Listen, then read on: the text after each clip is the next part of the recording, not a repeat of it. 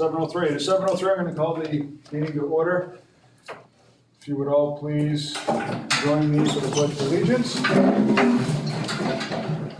I pledge allegiance to the flag of the United States of America and to the republic for which it stands, one nation, under God, indivisible, with liberty and justice for all. All right. I want to apologize to folks that are here for us running a few minutes late. We've taken care of an item with our attorney that does not pertain to tonight's meeting. That being said, we have minutes to take care of, so I'll look for a motion on the minutes of August 18th. So moved. We have a motion by Gigi, a second by Andy. Is there any changes to the minutes? Seeing none, all in favor? Aye. I look for a motion on the meeting minutes of August 24th. Motion to Approve. approve as Unseconded. And seconded, so moved by Andy, seconded by Gigi. Any changes to the August 24th minutes? None. All in favor? Aye. Aye, minutes are dealt with. Okay, brings us to public comments. Yeah, I want to know what's up with busing for my kids to the high school. So, sir, if I can just give you kind of an update. The way public comments work, it's an opportunity for you to address the board. It is not a question for an opportunity for back and forth.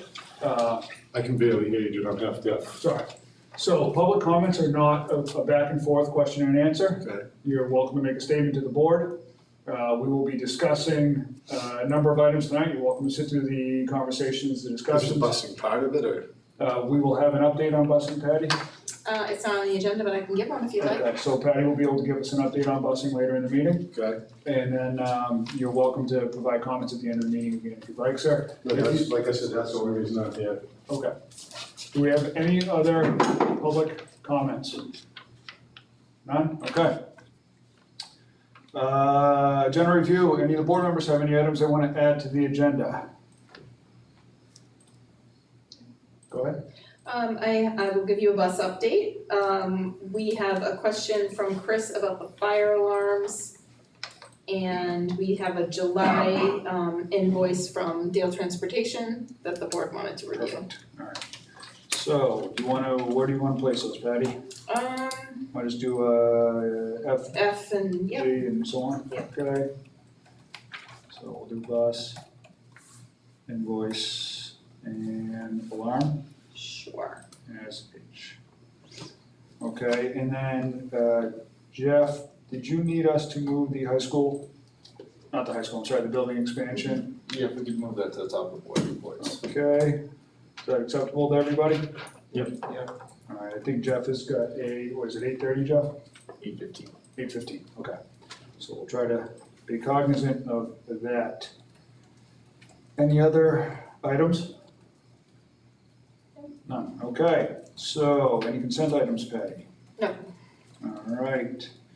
As far as correspondence goes, I sent Patty some information, consistent with what we've seen in the last few weeks, emails supporting mask wearing or not mask wearing. I think we're gonna be talking about that a little bit more shortly. Did anybody else have anything they needed to add?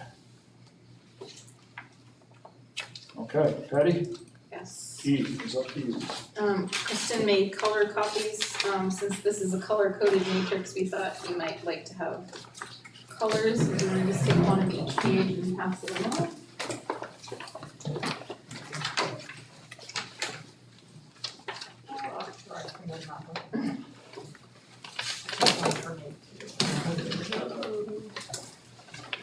Oh, there's some more there.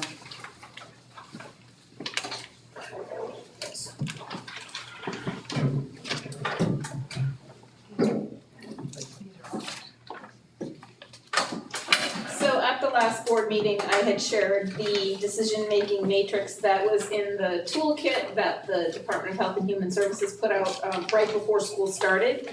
We were looking, Dr. Chan had shared with the nurses that we should be looking more closely at our community data, that lots of different things can happen in a county, but you may also wanna look at what's going on in your own communities. And from that, the board had asked for some type of matrix for just the town of Deerfield. So when we investigated, we looked at the CDC metric and found that if you did the math recommended by the CDC, it matched what New Hampshire was using in their matrix, so we used that same formula to develop Deerfield data. And basically it's per 100,000 cases, so what you do on the CDC is the second page, defining level of community transition. So they use per 100,000 cases. So we simply took the number of cases in Deerfield, divided it by the Deerfield population, and then multiplied it by 100,000 to get that number, which is the same way that the CDC did it. So I also put, page 2 on the back page, it's double-sided. I have your data for you that Rockingham County is still substantial. There are 7 active cases in Deerfield. When you do that math, that puts the town of Deerfield also in substantial spread as the county is. There's clearly, well, not clearly, but we don't have any reports of Deerfield Community School students currently with an active case. And then the percent of population fully vaccinated in Deerfield stands at 51.9. The other piece of information that I'll give you before you have conversation is that we had a conversation in leadership on Friday. We asked Nurse Heisey to join us and talked about, okay, if masks continued to be optional, what kind of criteria would we like to use in the school that would make sense and give us a comfort level that some action could be taken if we had a case in school. So we talked about breaking it out by grade levels because we are still trying to, I think you're still cohorting grade levels for the most part, is that correct? They're mixed during the day, but most of the day they're with their own grade. So we talked about if we had one active case in a grade level, preschool through 6th grade, that we would ask the entire grade to mask for 2 weeks or until there were no active cases in that grade level. So we're trying to think of a trigger point where you would, if masks remained optional, of where you would ask students to mask. We also talked about 7th and 8th grade, that since they're more mixed, that if we had one active case in grade 7 or 8, that both grades would mask for 2 weeks or until there were no active cases. We then talked it over with Bonnie and asked for guidance on when we would say, okay, this happened, so now we're asking the entire school to mask, and her suggestion was 3 or more grade levels with an active case would then trigger the entire school masking for 2 weeks or until there were no longer 3 different grade levels impacted.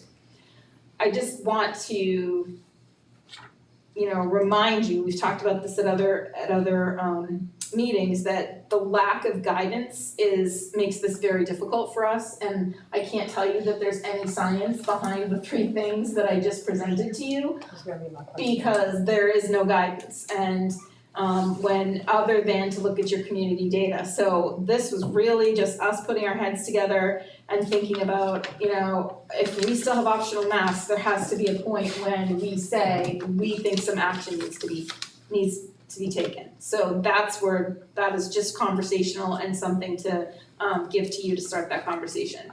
If you choose to look at the community data and use the Deerfield community, that suggests that we are at a substantial spread right now or level of transmission, and then the CDC grid would have us fully masked if you're looking at the Deerfield data.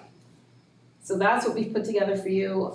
I have no other guidance other than what we've shared with you through the toolkit at the last meeting, and then just trying to put this matrix to use and apply it to the Deerfield community as a whole. So, if I can jump in, if I can. I talk to Patty typically a couple times a week, and actually earlier this week I had mentioned to Patty that I would like to find a more clear, black and white solution to this never-ending question that would have definitive beginnings and definitive ends as to when asking would be appropriate or not. And of course, Patty was happy to say, well, we're about 3 days ahead of you on that one, Mr. Langwise. And so this is this is a breakdown of what they had done, but also what I had asked Patty about. And I think it's important for us to look at this pragmatically. Obviously, this is an emotionally charged topic, and if we can find a black and white solution to this that has defined beginnings and defined ends, it makes it a much more palatable thing for a lot of people to understand and support that have opinions on both sides of the equation. So I'm not advocating for or against anything, but I think it's appropriate for us as a board to have a discussion around, do we want to have some sort of methodology in place that creates a circumstance where it's clear and defined as to what is, when we as a board will say it's an appropriate time to wear or to not wear masks. Am I making sense in that? Gigi? I think Nate had his hand up first. Oh, I'm sorry, I was hiding behind you, so I apologize. So no problem. So the, I like the idea. I the question I have is thank you for the presentation, the idea about how when a cohort would mask. Did you discuss at all when a cohort would, go remote? Probably that's going to happen. But what happens if we have suddenly 30 cases because one or two students come in and we didn't know, hearing stories about how one person in the school can suddenly, boom, you got 30 kids. So, What happens to those kids if they're not going to go remote? What happens to them in that case? so we've talked, the Department of Health in the toolkit has instructed us to call them when we have a case, and they're still going to be reviewing cases, and they will determine us to have a cluster if there are more than 3 students in any group. They, at this point, are still not doing quarantine. The emergency order has expired, so we can't go remote like we have in the past. So that's a great question, and I don't have a great answer for you. Bonnie is very uncomfortable with the fact that there is no quarantine requirement now. So what we would, for a close contact. For close contact, not So, for infected Right, students. an infected student absolutely is quarantined. Just want to make sure we're all clear on that. But if that student is considered a close contact, they are not quarantining those close contacts, they're asking them to self-monitor. So, or the parents to help self-monitor depending on the age level.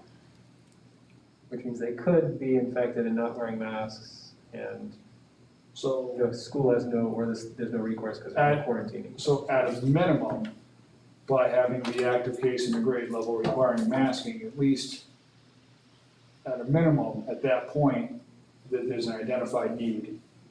You have a response to the identified need, and that response also has a definitive end, right? Sure, I guess my point is that with the incubation period, it's gonna be way too late, and then it's gonna be, In all fairness, it could be too late before you even know you have your first case. yes, I agree, So well said. where do you draw your lines? I think the one piece I did forget, if I might, No, I- that's it, we're all done, leave them all up. You said you're running out of time. I had meant to ask Mrs. Withy and or Mr. Grieve to talk to you about what is happening in the school in terms of teaching and learning, and masks are considered an option at this point by the state, but also suggesting that other mitigating factors should be in place, and I kind of wanted to hear from Mr. Grieve, or I thought you would want to hear from Mr. Grieve, Ms. Withy about what's going on in terms of teaching and learning, and our teachers wanting to have students in small groups and have morning meeting, and if that's the case, without masks, what does the social distancing look like? There's very little social distancing in the classrooms right now. We can't have our kids all back and be more than 3 feet physically distanced. But, And I think teachers are conscious of this, when they are on the rug, they are trying to spread them out, but they're kindergarten, first, second graders, they have a tendency to get closer and closer and closer together. So you spend a lot of your time, like, hey, let's move back, let's spread out. So it's just, it happens and teachers are being aware of it. But at the same time, our middle schoolers, our 7th grade is our largest group. There's 64 kids and 21-ish to a classroom. So they are on top of each other, as they were last year. So they're in the hallways, they are in IAs together with the 8th graders, so there's very little, especially in that grade level, there's very little, probably no social distancing happening at all. We have kids in lockers that are next to each other. We actually spaced out all the lockers. So traditionally we have lockers, all the 8th grade together, all the 7th grade, all the 6th grade. We actually spread it out so that they're all over the place. And they all have different changing times, like bell schedule essentially. And they are, for the most part, not in the hallway at the same time. So we're trying to do our part that way, but again, there are overlap times where 6 and 8 might be out together, but we are trying to keep the hallways a little clear.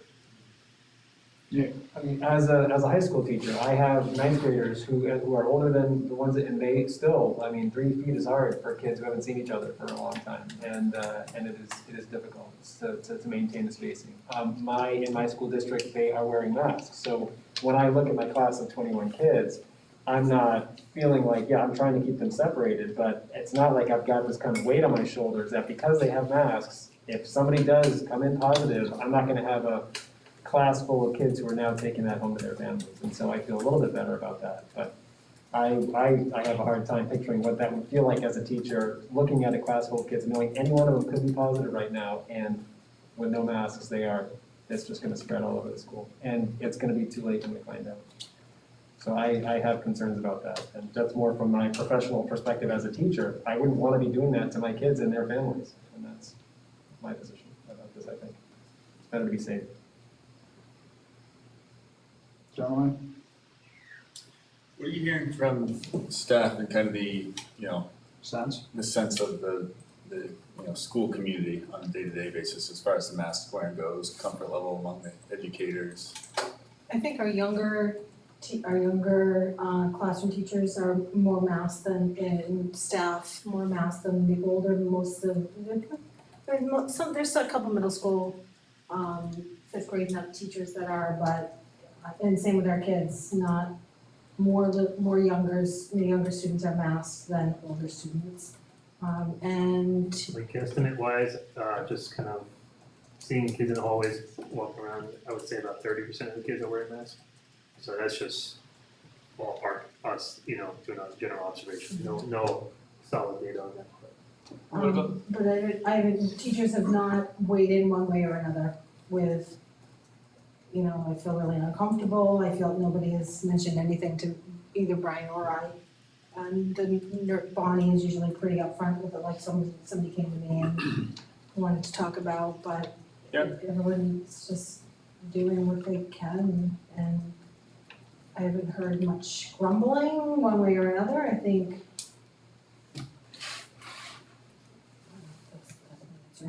Has Bonnie given you? That was a nod answer is what that was. Yeah, it was a non-answer, circle around. Bonnie would like us masked.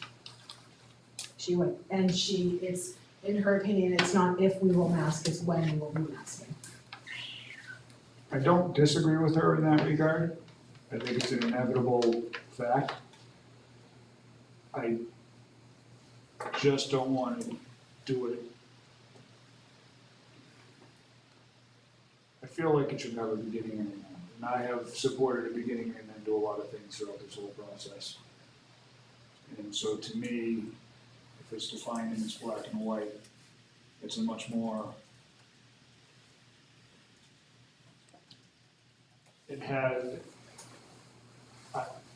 I just feel like it needs to have, we have to have a line in the sand where we start and a line in the sand where we stop. And ultimately, I think that's my mentality behind this, because otherwise we're gonna end up wearing masks for the rest of our lives. And it's not a world I wanna live in. So I wanna find. This is okay to talk. Absolutely. And I just try to go back to look at the science, and I try to look at also our responsibility. So two things that I'm thinking is, I've been thinking about if the CDC is saying, and they've been saying for quite some time, that they are recommending that pre-K through 12 inside be masked. And New Hampshire has set up a matrix that says when your county is have substantial community spread, that universal masking is important. And so I'm wondering then, if we begin to like see a big uptick in school, what is our, as a board, what's our culpability of saying, well, we just really just decided because we want to have these things, we want to have a beginning and an end, or we want to have a sense of normalcy, or we want these other things. What does that play out when people come back and say, well, you simply just denied the things that you said that you were gonna use in your documents as guidelines earlier on. So that's one question I have is, and I guess the other thing that I was looking at is, you know, a year ago, we had about 3% of kids in younger ages were getting COVID. And now it's up into the 22%. And again, there are also more hospitalizations occurring. And yes, they are not occurring right now here in New Hampshire. But they are occurring in other places, and we don't have any artificial borders. You know, we have parents that travel for work, so they fly to other places and they come back.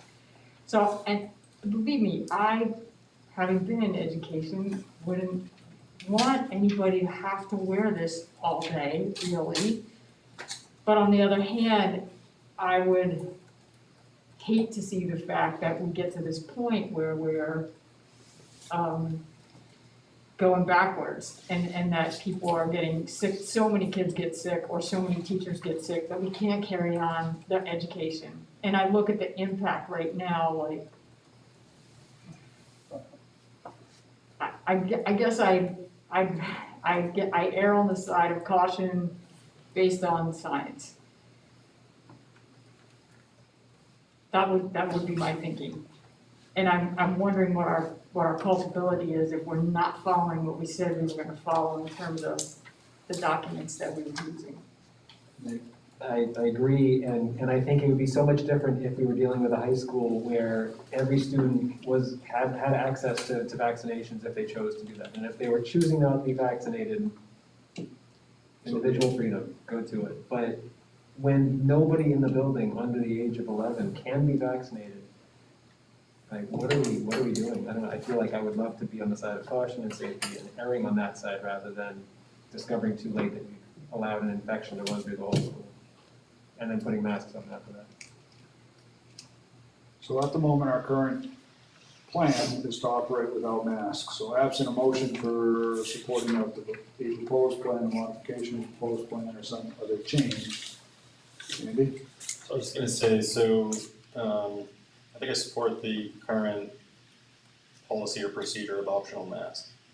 With the language that we've been provided by the administration for a rules and or conditions-based approach to adding masks to the school, is that something that would need like a motion, or how do we move forward with something like that? I think if we are going to take a position that differs from the position we took last week, we should do it with a motion and a vote. Do you agree with that, Patty?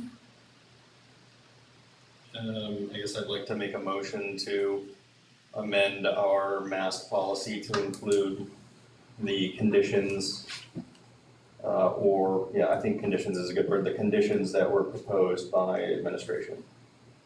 Okay, so that would be the one active case in the grade level, pre-K through 6, the entire grade level would be, I'm just repeating this as some people. Yep. So that's the conditions would be one active case in a grade level, pre-K through 6, the entire grade level would be masked for 2 weeks or until there are no cases in that grade. And a single active case in grade 7 or 8 would require both grade levels to mask for 2 weeks or until there are no active cases in those grades. And then 3 or more grade levels with active cases in the entire school masked for 2 weeks or until there are no longer 3 grade levels with cases. Correct? Okay. So we have a motion by Andy to adopt that language into our procedures. We have a second. Second. We have a motion by Andy, a second by Jeff to adopt the language as just written into our procedures for masking students and staff. That being said, do we have any additional discussion? Andy, go ahead, it's your motion. Just like to share that some of the feedback that I'm getting from the community is their priority and preference and desire to have the kids in the building, obviously. And they don't want to pivot to remote. I think by moving incrementally towards conditions when we will effectively mandate masks is a good step to support both folks who choose not to have their children wear masks and families that choose to have their children wear masks. And I think it's trying to find that equilibrium between those groups that'll at least give us some data and some kind of guidelines other than, you know, what we have just based on, you know, community and then, you know, the level of, you know, transmission. So. Go ahead.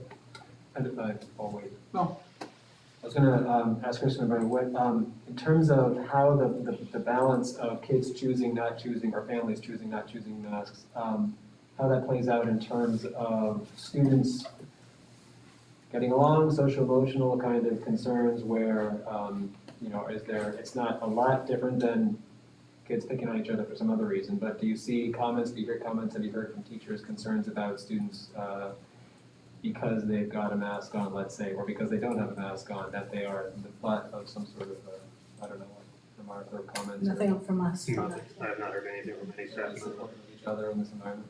Yeah, and every morning announcements, I make the announcement that, and, you know, if your family has asked you to wear a mask, you are expected to wear a mask throughout the day. Some people will wear masks and some people won't, and then we just leave it at that. When you see Mr. Reed and Mrs. Woody walking around the building, we will have masks on. And that's just the expectation in the building. I have not gotten anything yet. I have noticed that at the beginning, more middle schoolers were wearing masks, and as the week has gone on, there's been less and less. So I don't know if that's part of it, is that they get here and they realize, no one else is wearing a mask, I'm not going to either, but we do encourage them to keep their masks on if their family has made that decision, and we've not gotten any reports that kids are being mask bullied, is basically what the current phrase is in terms of. Phrase you never thought you'd hear I know. 2 years ago. Okay, thank you. Andy. Tangent, because I like to bring up policies. Do we need to amend our bullying policy to include language about something about masks? I think bullying is bullying. Okay. Yeah, thank you. Being that guy. Left field. Tangent. All right, so we have a motion on the floor to add the language. Do we have any additional discussion regarding the motion? If not, we're gonna vote on it. All in favor? Aye. Aye. Any opposed? So that is 4-1. Gigi, you were 4? I said I, yeah, in terms I of couldn't hear you through the mask. wise guy. I. Jeff, So what is it? it's 4-1. Question for you, Patty. What would Deerfield's case number be to not be at, how many cases in Deerfield could we have to be under? You suppressed. That's a good question. The spreadsheet is live, so I would have to plug the numbers in. Yep. So if anyone wanted to do the math, you actually could. So you have 7 active cases divided by your population that I did not jot down. As a matter of fact though, Patty, Is it 4,652 according to the COVID-19 dashboard 4652? That sounds right. from the state of New Hampshire. So divided by that and then times 100,000. So that gives you 150, and over 100 is considered substantial. So basically a third Puts you at less. 150. So 4 or less should put you under substantial. Because you need a deduction of a third. You're gonna verify that with the calculator? Yeah. Yeah, So usually it's isn't the precedent thing 15? 0 to 1. I don't know if I'm doing that right. Did you get a 15? They're multiplied by 100,000 after. Yeah, so I did 7 divided by the 46,000. Not 46,000. 4,600. 4,600. There, change the math. Looks better now. So I got that decimal times 100,000. Yep. I got 150.47. Yep. So then the question is what is What gets the- you below 100? Which How is- many cases?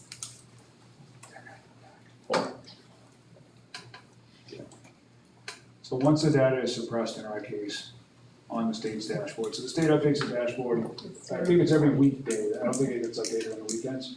No. They stopped updating it on the weekend. So if you just were to Google, New Hampshire COVID-19 dashboard, it comes up, there's a bunch of bullet points on the side of the screen, and you can effectively go and click everything through. You have to pick the right bullet point to get the right data set, and then you can highlight Deerfield on the map if you can find it, and see where we are. Do we know what our hospitalization rate is? No, I don't think they don't report that, they only report it by state. So That was from the CDC grid, but New Hampshire's not reporting it like that, I think they just say number of hospitalizations. A lot of the data on the state's website for Deerfield is suppressed because the numbers are, I don't wanna say relatively small, but the data set is small enough where they're suppressing it. And my understanding of the reason for them suppressing data is so that it becomes unidentified to a particular person. So just to be clear, the PCR test positivity rate is, our transmission rate is considered suppressed. Yes. So you have one data point saying we're suppressed, Mhm. we have another one saying it's substantial. Right. The other thing, when we're looking at this Deerfield data column, we have substantial for that, but that's Deerfield, although the cases within the school, there is none. So if you're looking at that, are you looking at that as, is that table reflecting our school's individual data or reflecting this townwide data?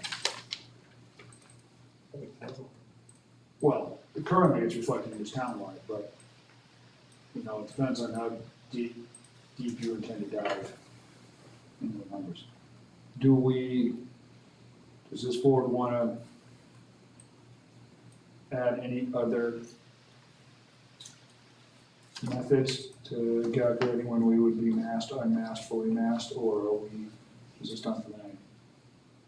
Leave it on the agenda and, Well, we're gonna be talking about this. so. Everybody happy? Well. Yeah, Matt? Ready? Are you happy? I respect the board's decision. I'll add this to the plan and then we send that out to the community. Perfect. Update? Okay. Is it okay if I keep it as a draft? Kathy had asked me to take draft off, but I Right, feel because like it was it's. approved. I would just leave, I wouldn't resend the plan, I would send Just, this, okay. yeah, just let everyone see, Okay, the data that we're using and then that the this, additional language on the back is something new that they can be made aware of. Alright. I'm happy to help with that if you want me to. Alright. We are on E, buses. We lost a gentleman that was curious about the buses, but we still need to hear it, so Patty? So I heard from Kelly, she anticipates a driver for the Concord High School bus. She said the beginning of September, and today's the 1st, so I'm not sure how close to the beginning that she was referring to, so I'll try to get that nailed down a little bit more, but it sounded like that was about to happen. We also have another driver for the elementary routes. Kelly is going to have to redo the routes and update those, adding that driver. She doesn't think that we're at the point where we will be able to eliminate the double runs, is that correct? Is that what you understood? Yet. Okay. But she will redo the routes and at least minimize. And a sixth elementary driver is in training. Yes, that's my understanding. Okay. So, But we also are gonna lose a driver in November, Right. so we will be back to. so we're really, Right, we're we really shouldn't count planning on for that five. other. Do not count, yeah. So we're planning So for we'll five. be staying at 5. Alright, so for the sake of anybody that's watching this, just as an update, Dale is currently providing us with 1 high school bus, 4 elementary buses. The board has instructed Dale to send our next driver, which will be coming online very shortly, to the high school route to provide a second bus for Concord High School, which will satisfy the needs of the students of Concord High School. And then the following drivers will be added to the Deerfield routes, which will hopefully at some point allow us to get back to a single run eventually. Got it? That wasn't for us. Go ahead, Nate. And as far as we understand, the Concord run today, as far as you heard, was fine. I mean, I thought it was going both directions. Yeah, I didn't hear anything. No news is usually good news. I've been in meetings, but I did check my email. Any other questions regarding transportation? At the moment, Can I make a comment? you're more than. Just an update for the board. Originally, when we set up our 2 locations here, cafeteria, the student target estimate was around 240 to 260. We are sitting at around 140. So roughly 100 students of X amount of families are driving their students. We have more drivers now than we did last year. So. I will add, I came at the And I was not here. test of a number of families to see the drop-off procedure this morning. So I sat in the cul-de-sac and watched, and I thought. That's not creepy. I can't agree or disagree with people if I don't see it. So I came and saw it, and I actually thought it went fairly smoothly considering the number of cars that came through. With that in mind, is there a potential that the families that are currently driving will continue to drive to the extent do we have room on the buses to eliminate the inner circles to try to short-term get back to a regular start? And they're not gonna drive again, because they're trying to avoid this double run. We're driving, like, That's we're, why they're driving. That's why they're driving. I mean, I'll say it from our own experience, although there are days of the week the kids are getting on a bus, there are days when, last week it was easier, but the days that I can drop them off if my schedule allows, or my wife can, we have been, but it's far from consistent, it just kind of depends on where one of us needs to go and our desire to not have to deal with them at 5:30 in the morning. And I'm sure a lot of families are in the same boat, right? So I wonder if the ridership that's changed is consistent on a daily basis, or if you're seeing kind of sporadic, I can drive a kid today, I can't drive a kid, a little bit of neighborhood carpooling. I'd love to see a point where we're not double running, because that is a miserable schedule. So the sooner we can break from it. Yes? One more question about the Concord one. The new run that's coming online in the next week or two, have you heard, I think when Kelly was here last meeting, she said that that would be a late run coming home. Do you know if that timing is still correct? Did I mishear that? That wasn't my understanding. Yeah, I don't think so, not when we're adding another driver, that wasn't my understanding. It was the second bus coming back at the same afternoon time. I thought so, but I don't have any information other than we're getting another Concord bus soon. I will add that this is the first time that I can remember where we've actually filled a bus going to Concord. I think for the last number of years, we've been 30-ish kids on the Concord bus. So we've certainly, the demand is, There was 2 buses, wasn't it? It was 30, it was a little more than 30 on 2 buses. Yeah, it was 2 buses. Which is Two too buses. much for 1 bus. we've only had one bus going to Concord, if I recall correctly. Nope. Were we combining the Last- 2? We were combining 3 into 2. One of them was combining out at Bear Brook. With another bus? That was 2 Okay. buses, but there was another one going out Murphy. Okay, my Pretty bad. sure. That's on it? That sounds right, I think so, yeah. Thought it We had a funky, we combined 3 to 2 and had a funky drop off and exchange. Thought we were doing 2 to 1. That's 3 to 2. All right, anything else regarding transportation?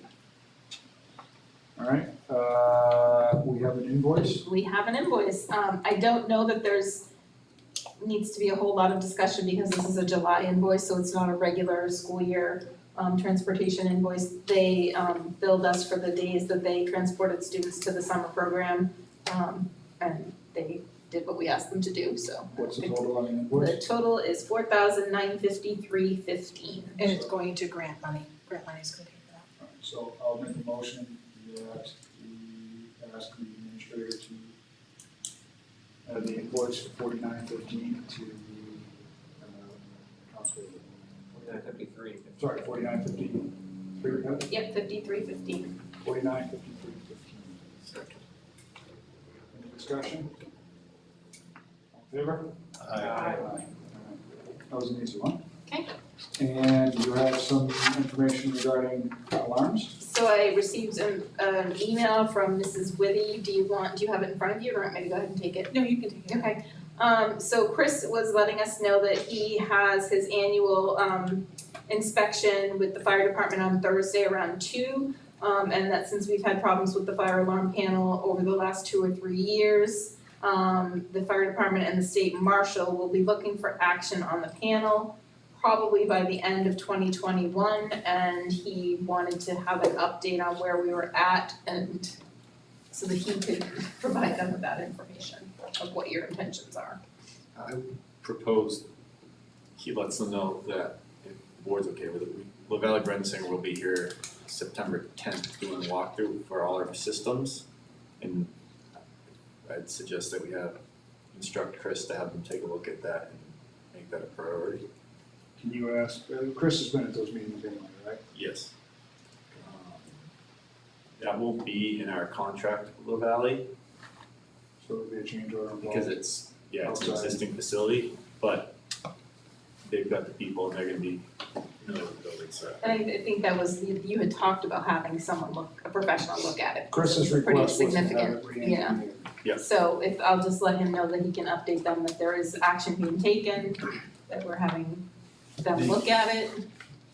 The question I have for you is, board member, how they would handle that. I'm guessing it's not gonna be huge money, but would it be something we'd have to put out to bid for engineers to look at it? Or is it, if it's slow cutting up costs, could we just do it as a change order? Yeah, I mean, I think you can do it as a change order since you've already contracted with them to do the work on the facility, and that's part of it. And we didn't include it in the bid. Yeah. I'll double check with Amber. Perfect. Any other questions regarding the alarm panel?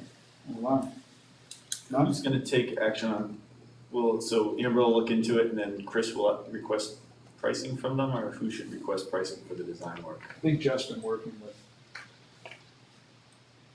Jeff and Amber, I think are probably. Patty and I. Oh, you and Patty, sorry. I will get advice from Amber. Is it okay for Chris to let them know that it's a priority for them to look at the fire panel? And then when I find out from Amber what we need to do in terms of the contract, you and I can be on the same email to them. Perfect, yeah, I Does just that don't wanna drop the ball and Yeah, not ask. yeah. Moving on.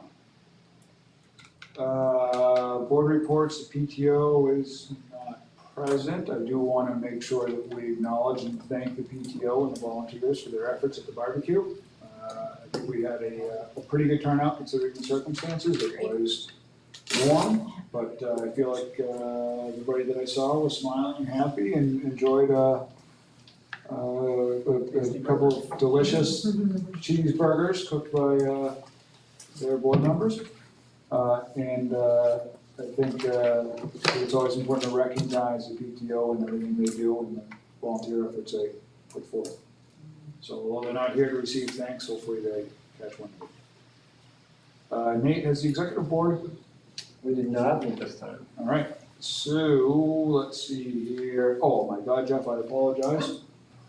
I moved you up. Jeff, building expansion. So we met with La Valley Brensinger 2 weeks ago. Got a progress update from them. Behind the scenes, everything's moving as it should, on track.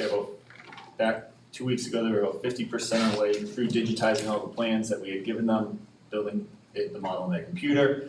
On the front end, everything is also moving fine. They met with staff today, I believe, to interview them, get their thoughts and get them involved in the process. I'm sure Ms. Whitney will give you more information about that update.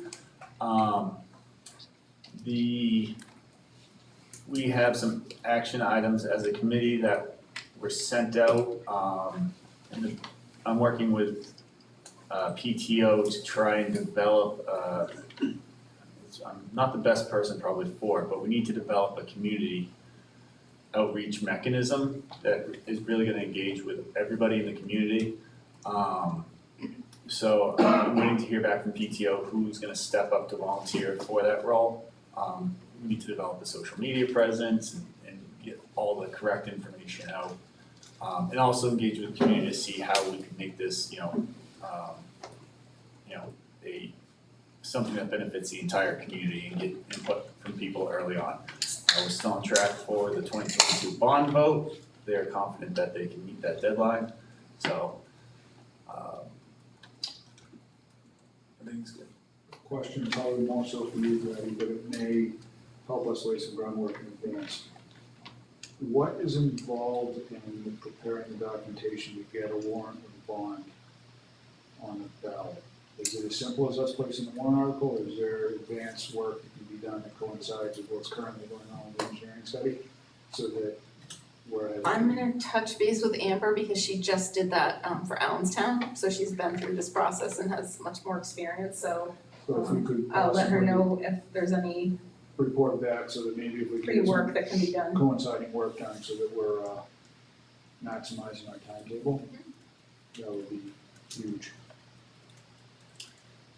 Our next meeting is gonna be prior to the school board meeting, September 15th.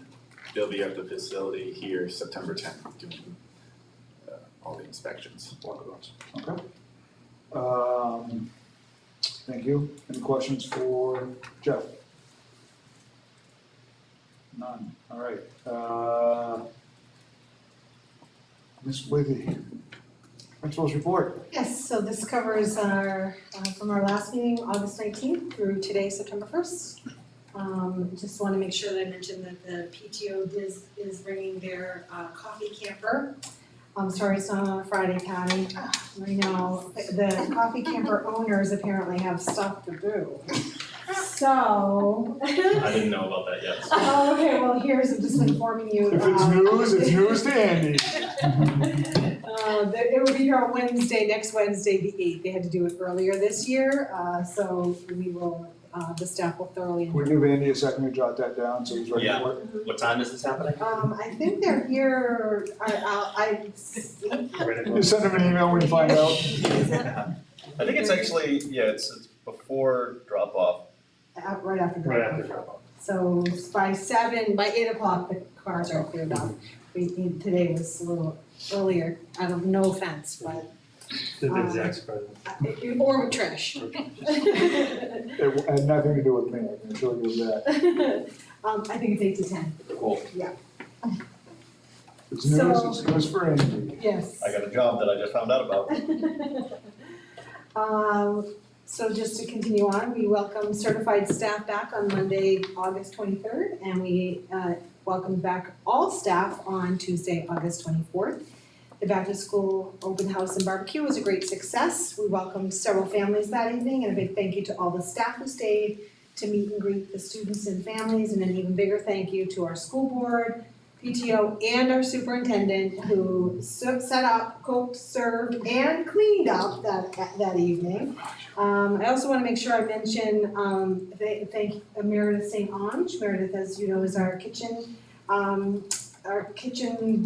Food service director? Thank you, she's got a bigger name than kitchen lady, food service director, and she ordered all the burgers and hot dogs and rolls and chips, and it saved Trish a million trips to Sam's and Costco and BJ's I and. thank her, I can't even thank her enough. It was great to have her, she just ordered it through all of her co-op, got it all in, ordered it one day, it was. Ordered it Tuesday, it was here Wednesday. Stored it for us. In the freezer, It where was- do we want? Yeah. It was a huge time saver, and she was more than happy to do it, so, we'll definitely, keep that up in the years to come. Also we welcomed back our kindergarten through 8th grade students on Wednesday, August 25th. We're so glad to have them back, and we welcomed our littlest dragons this week. Our preschoolers have started in a staggered start, and they are back in the building, and it's awesome to have them here.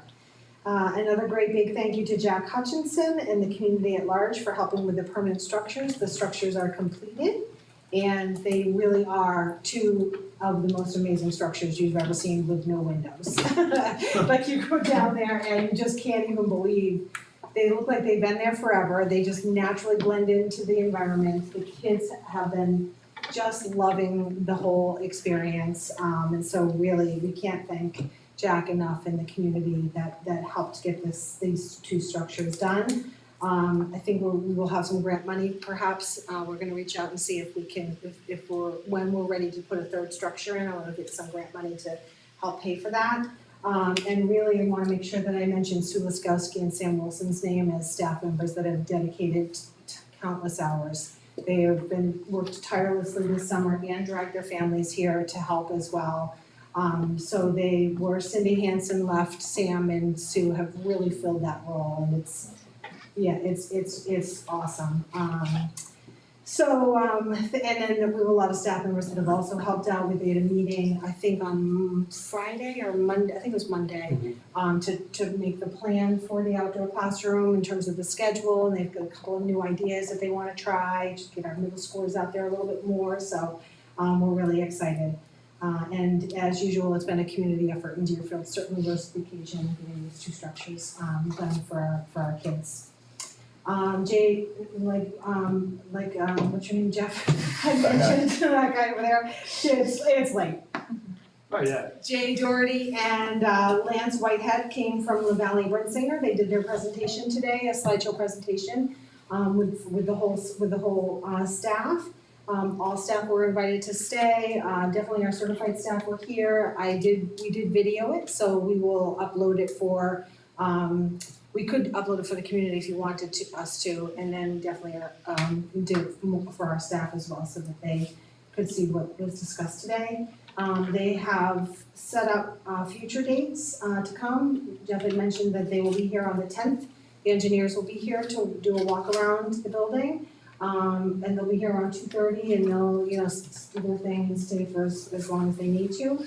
Definitely meet with Chris as well. And then at the September 15th expansion committee, I know that meeting Jay and Lance are gonna review the survey questions that they wanna send out to the staff. And then once that's approved, they'll send me the survey and I will disseminate it for the staff to be able to respond to. And then we made the decision today that they would join us on Friday, October 8th, which is the Columbus Day weekend. We always have a PD day on that Friday teacher workshop. All staff are here that day, so it'll be a great day to just incorporate them into what we're doing that particular day. Many times that professional development day is a rotation of activities that happens, so we'll rotate teams through to meet with them and talk with them and give them some feedback, and they're very excited. The staff was very receptive to them being here today, and I think Jay and Lance were happy that the staff was welcoming, and didn't hear too many grumbles. Heard something about, as they asked us, how will you know this is a successful project, and somebody mentioned it won't rain in my room. So they promised that would not happen, that would be an end goal for them, and they thought the bar was pretty low if that's where we were starting. So, and as an update, I think Mr. Grieve has been working with Chris. Chris Kufos is our new athletic director. We had somebody lined up who had some other commitments come up and wasn't able to take on the responsibility. So Chris had actually asked about it over the summer and was very interested in taking on the role, and so Brian approached him and he said that he would do it, and he's gotten schedules together and he's gotten right on it. He and Brian are working pretty closely. Brian has convinced just about every girl that they either want to play soccer or volleyball. He's gone down, you can go ahead. Yeah, so essentially, traditionally, fifth graders are designated to run cross country. When it comes to fifth graders, the size between a fifth grader and eighth grader is pretty significant. So it's been discouraged around the league to not include fifth graders for soccer. Volleyball is fairly new to our school, so size is not necessarily an issue. But we reached around to other athletic directors, Terry Leatherman over at Barrington. He kind of is the glue that holds it all together. Barrington holds it all together. So while it's kind of discouraged, they also saw that having us not in those two sports would affect the league greatly. Everyone kind of agreed to allow us to, allow fifth grade girls on the soccer team and on the volleyball team. So I don't know if it may just be a one-time thing, we'll see how it goes and we'll see what happens, but hopefully all the girls who are interested actually show up so we can have both teams. So you were able to field, do we have a team for all of our traditional fall sports this year? Correct, yes. For soccer, we actually had a huge turnout, 6 to 8 boys. We had roughly 22 show up for tryouts this week. Alan O'Neill is coaching that, and I actually will be assisting. I'll be coaching that with him as well. So we have boys and girls soccer, Yeah. The volleyball and cross cross country. country, and volleyball is Correct. awesome. Yeah. Great to get the kids re-engaged again. Yeah, and the girls are so excited that they were so excited that fifth grade was joining them, and they've really been talking it up, and. I hope you have some wicked tenacious fifth graders. I think we do for the soccer field. Yeah. I hope you Soccer, I just think tear it up, Uh-huh. make the Barrington people be great. I think our biggest obstacle, and we just sent out a letter, will be buses. At this point, buses are pretty much non-existent. We'll see what happens over the next few weeks if we get more people. But it's kind of going to come down to parents carpooling and making a community effort to get kids to the events. Thankfully, most of the soccer games are in cross country or within the area. Volleyball is a little bit more spread out. It might just be situational where we might have to quote unquote forfeit a game because of distance, etc. But we'll cross that bridge when we get there. Well, thank you to all the coaches and Chris for stepping in to do his part and getting it off the ground again. Yeah. Any other questions for, Well, I'm not done. are you still going? Yeah. You handed the baton. Well, only so he could give the update. The baton was handed. And I sent a one call now out to fifth or eighth grade, and I always try to include the school board on that information as well, just in case you don't have students here, so I wanna make sure you know what's going on. Mr. Grieve, so this is upcoming information, it's important. Okay. Mr. Grieve, Mrs. McConnell, and I will be meeting with teams, grade level teams on A days, we're rotating, we have our 6-day rotation, so Mr. Grieve came up with, he has several good ideas throughout the year, and they're spread out, and this one was such a good one. On A days will be admin days, so on that particular day, we'll be meeting with teams of teachers, we'll be rotating through 4 or 5 teams each A day. Just so we can touch base with our teams, our IA teams are in the rotation as well in our preschool. Just to talk about, do a team check-in and a teacher check-in. We wanna make sure that we're doing a student check-in and a data check-in and a lot of our teams already meet with our reading specialists and math specialists, but we oftentimes can't get to those meetings, so we're dedicating a day to meeting with just admin that particular day. Our first one is actually tomorrow, so we'll be meeting with our 5th through 8th grade tomorrow during their planning period, and we're excited to get that up and running. And the hope is also to keep rotating through the policy ideas that you want, just start to keep generating lists as we're going through and being able to report out on that, because I know you've asked for that several times, so. I have a good list going with our IA team, and my hope is to keep that list going with all the other teams. And then this Friday, as a reminder, no school. Mrs. Woody put out a great email this morning. Google sent it and everything at 6 a.m. and said you can wear jeans on Friday. People are like, well, we're not gonna be here, we're gonna be in our pajamas. I had to recant and tell them that actually even better, they could take Friday off and they could do on Thursday. So no school Friday and no school Monday, and happy Labor Day to all. And just lastly, Picture Day is next Thursday. So it's a big day, September 9th. Perfect. And now I'm done. Now you're done. All right, any additional questions for admin? None? All right, that brings us to CRB. I don't believe we'll have met yet. Not yet. Okay. And Nate, I don't know if the high school options has anything to report out at the moment? Nothing to report at the moment. Okay, so that brings us to policy, which we pushed for another meeting. And was there any additional informational items that we can't catch before? Nate? Did did you wanna mention the? Just remember, Barrett- never say Andy. Barrett's Barrett's Oh, information. yes, thank you for that, You mentioned sorry, that, thank you. yeah. So we have informational items. Gigi's gonna present us an informational item. We have an informational item. Well, I had noticed that there was, a policy that is coming up, was in the list that we had tabled and then we're not getting to, but it's about, a board evaluation. And, I was thinking, I know that I've heard of that before, but I don't remember using a specific tool for that. So I just emailed Barrett at the NHSBA to just see if there were already tools that were created that we might be able to use to get some feedback on our work. I believe that he did send me some information on that, so I would like to share that with you so that we can discuss. Let's get it uploaded and then we can add it as an agenda item. You have it already, is it something we'll be able to see sooner than later? I want to say yes, I got 2 emails from him, and the second email I didn't get to read, but I think the first email said he was busy, but that he was put it on his list. Okay. And I have a second email, and I believe that it is, So presuming you have it, let's add it to the next agenda for discussion. And then if it's not fully there yet, we need to hold a meeting, we'll order from you. Thank you. Awesome. Any other information items? All right, public comments, gentlemen, go ahead. Yeah, Mike McKim. Yeah, I know you just did the mask policy and it was pretty detailed and I like that. One thing I don't know if you guys considered or remembered is you're busing people in all of different grades, then putting them in the cafeteria and in the gym, and the masks are primarily off when they're in here. So just something to consider.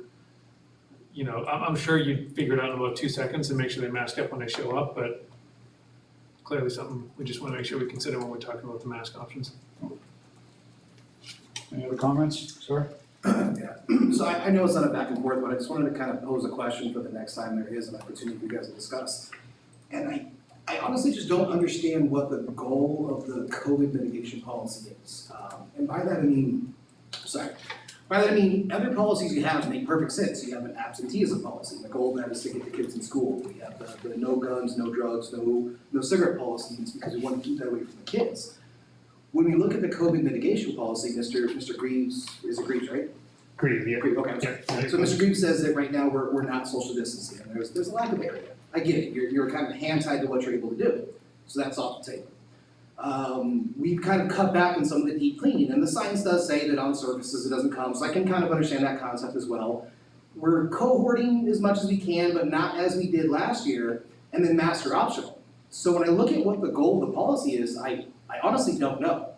Because if the goal of the policy is to keep the kids as safe as possible, we would err on the side of caution, and everyone up there at one point or another has kind of used that commentary or used that phrase, err on the side of caution, and then we look at the other side and say, well, we want to not necessarily make masks go on forever. And I get that. If anyone ever had a long beard and facial hair with a mask, it's not fun. I don't like them. I wear them because I try to set an example for my kids who are under the vaccine policy. And tangent real quick, shout out to the staff and the administration here. You know, my kids come home second grade and kindergarten. First 2 questions are asked are, how was your day? How did the masking go? Because I'm trying to reinforce that. And they've had great days, so kudos to the administration and the teachers here, and they've also done really well with masks. And surprisingly, the percentages that I'm guessing, and Mr. Greaves said 30, from what my kids have said, that's what I'm hearing too, about 30% of the kids are around are wearing it based on their feedback, and the teachers have done a fantastic job, the administration, when they're walking around. The second day, my son Jackson was like, oh, I saw a principal with you with her mask on, and they really got a kick out of it. So I just wanted to kind of throw out a shout out, because I don't want this to be negative, but I honestly don't understand what the goal of the policy is. Because the entire policy is about choice, or it seems like it's about choice, giving them the opportunity to choose what makes sense for them. But every other policy has a clear set goal. We're trying to get a certain resolution to occur, and it feels like that's missing here because it is a political topic. There's a lot of people that are very vocal and very steadfast in their either want to wear a mask or want for their kid to not wear a mask, and I get that. You guys are in a precarious position where you have to make a decision that's going to impact 500 people, 400 people, but I really would appreciate at some point to have an understanding of what the goal is. Is the goal to mitigate exposure to COVID? Or is the goal to quote unquote get back to normal? And the longer we kind of turn away from mitigation efforts, I think that normal post is moving, honestly. So yeah, thank you. Thank you very much. Obviously, no other citizens for comments, so thank you, gentlemen, for waiting this out tonight. I know makes for a late night. Patty, I don't believe we have an non-public. No. All right, and we don't have any appointments or resignations. Nope. So that brings us to item number 12. Look for a motion. I move to adjourn. Anybody want to argue with Gigi about that? Second. All right, we have a motion, second, all in favor? Aye. Thank you very much, everybody. Thank you. Good night, guys. Thank you, sir. Thank you.